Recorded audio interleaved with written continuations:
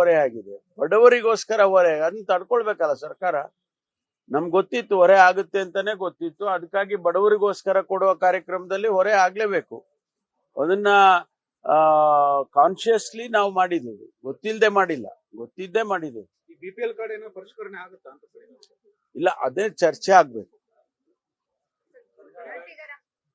ಬೆಳಗಾವಿ ಮರಾಠಿಗರದ್ದು ನಾವು ಅದನ್ನ ಈಗಾಗ್ಲೇ ಆ ಭಾಗದ ಐಜಿಗೆ ಮತ್ತು ಅಲ್ಲಿನ SP-ಗೆಲ್ಲ ಸೆನ್ಸಿಟೈಸ್ ಮಾಡಿದ್ದೇವೆ.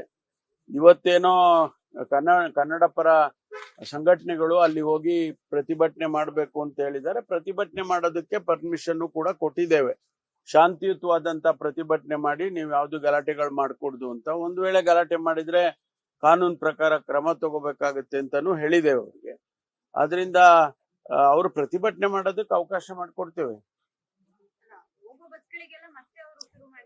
ಇಲ್ಲ, ಅವರು ಈಗ ಯಾರು ಮಹಾರಾಷ್ಟ್ರ ಸರ್ಕಾರದ ಬಸ್ಗಳು ಬರ್ತಾ ಇಲ್ಲ, ಕರ್ನಾಟಕ ಸರ್ಕಾರದ ಬಸ್ಗಳು ಆ ಕಡೆ ಹೋಗ್ತಾ ಇಲ್ಲ. ಸದ್ಯದ ಪರಿಸ್ಥಿತಿಯಲ್ಲಿ ಎರಡನ್ನು ನಿಲ್ಸಿದ್ದಾರೆ.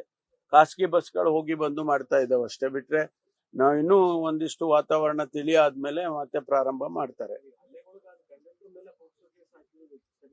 ಇಲ್ಲ, ಅದನ್ನೇ ನಾನು ಪರಿಶೀಲನೆ ಮಾಡೋದಕ್ಕೆ ಹೇಳಿದ್ದೇನೆ. ಯಾತಕ್ಕೋಸ್ಕರ ಹಾಕಿದ್ರಿ ಅನ್ನೋದನ್ನ ನನಗೆ ರಿಪೋರ್ಟ್ ಕೊಡ್ಬೇಕು ಅಂತ ಹೇಳಿ ಕೇಳಿದೆ.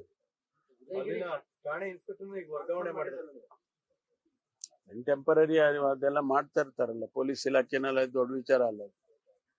ಉದಯಗಿರಿ ಗಲ್ಬೆಟ್ ಸಂಬಂಧಪಟ್ಟಂತೆ ಬಿಜೆಪಿ ನಾಯಕರೆಲ್ಲ ಭೇಟಿ ಕೊಟ್ಟಿದ್ದಾರೆ. ಬಿಜೆಪಿ ಹೋರಾಟ ಕೆಲಸ ಆಗ್ತಾ ಇದೆ ಅಂತ ಬಿಜೆಪಿ ನಾಯಕರು. ನೋಡಿ, ನಾವು ಹೋರಾಟ ಹತ್ತಿಕ್ಕುವ ಕೆಲಸ ಮಾಡಿಲ್ಲ. ನಾವು ಶಾಂತಿ ಕಾಪಾಡಬೇಕು, ಇದನ್ನೇ ಬೆಳೆಸ್ಕೊಂಡು ಮತ್ತೆ ಬೇರೆ ಬೇರೆ ರೀತಿಯಲ್ಲಿ ಬೆಳವಣಿಗೆ ಆಗಬಾರ್ದು ಅಂತ ಹೇಳಿ ನಾವು ಎರಡೂ ಗುಂಪಿನವರಿಗೆ ಪ್ರತಿಭಟನೆ ಪ್ರೊಸೆಷನ್ಸ್ ಅವೆಲ್ಲ ಮಾಡಬೇಡಿ ಅಂತ ಹೇಳಿದ್ವು. ನಾವು ಅವ್ರ ಪರ್ಮಿಷನ್ ಕೇಳಿದ್ರು, ನಾವು ಕೊಟ್ಟಿರ್ಲಿಲ್ಲ. ಮತ್ತೆ ಅವ್ರು ಕೋರ್ಟಿಗೆ ಹೋದ್ರು. ಕೋರ್ಟಿಗೆ ಹೋದಾಗ ಕೋರ್ಟ್ ಆದೇಶ ಮಾಡ್ತು, ನೀವು ಯಾವುದೋ ಒಂದು ಗ್ರೌಂಡ್ ಅಲ್ಲಿ ನೀವು ಮಾಡಿ, ಪ್ರತಿಭಟನೆ ಮಾಡಿ, 1 hour ಮಾಡಿ, ಆ ನಂತರ ಏನು ನಿಮ್ಮ ಅನಿಸಿಕೆಗಳೇನಿದೆ ಅದನ್ನ ಸರ್ಕಾರದ ಗಮನಕ್ಕೆ ತನ್ನಿ ಅಂತ ಹೇಳ್ಬಿಟ್ಟು ಕೋರ್ಟ್ ಆರ್ಡರ್ ಮಾಡಿದ್ರು. ಅದ್ರ ಪ್ರಕಾರ ಮಾಡಿದ್ದಾರೆ. ಅವರು 150-200 ಜನ ಇದ್ರು ಅಂತ ಕೇಳಿದೆ. ಅವರು ಪ್ರತಿಭಟನೆ ಮಾಡಿ ಹೋಗಿದ್ದಾರೆ. ಅಷ್ಟು ಬಿಟ್ರೆ ಬೇರೆ ಏನಿಲ್ಲ. ನಾನು ಕೂಡ ಏನು ಕೇಳೋದು ಅಂದ್ರೆ, ರಾಜಕಾರಣ ಮಾಡಬೇಡಿ ಇದರಲ್ಲಿ ಅಂತ ಹೇಳಿದ್ದೇನೆ. ಇದೆಲ್ಲ ಪೊಲೀಸ್ ಸ್ಟೇಷನ್ಗೆ ಅವರು ಕಲ್ಲು ಹೊಡಿತಾರೆ ಅಂದಾಗ ಸ್ವಾಭಾವಿಕವಾಗಿ ನಾವು ಕಾನೂನನ್ನ ಅವ್ರು ಯಾರಿಗೂ ಕೈ ಎತ್ಕೊಳ್ಳೋಕ್ ಬಿಡೋದಿಲ್ಲ. ಅದಕ್ಕೆ ಕ್ರಮ ತಗೊಳ್ತೀವಿ.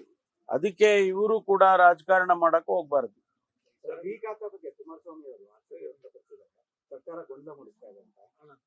ಅದು ನನ್ನ ಇಲಾಖೆಗೆ ಬರೋದಿಲ್ಲ, ಅದು ನಮ್ಮ ರೆವಿನ್ಯೂ ಇಲಾಖೆಗೆ ಬರುತ್ತೆ. ಸರ್, ಇನ್ನೊಂದು ಸರ್, ನಿನ್ನೆ DK ಶಿವಕುಮಾರ್ ಅವರು ಮೀಟಿಂಗ್ ಅಲ್ಲಿ ಹೇಳಿದ್ದಾರೆ, ಮುಂದಿನ ಚುನಾವಣೆ ನನ್ನ ನೇತೃತ್ವದಲ್ಲಿ ಆಗ್ತದೆ, ಯಾವುದೇ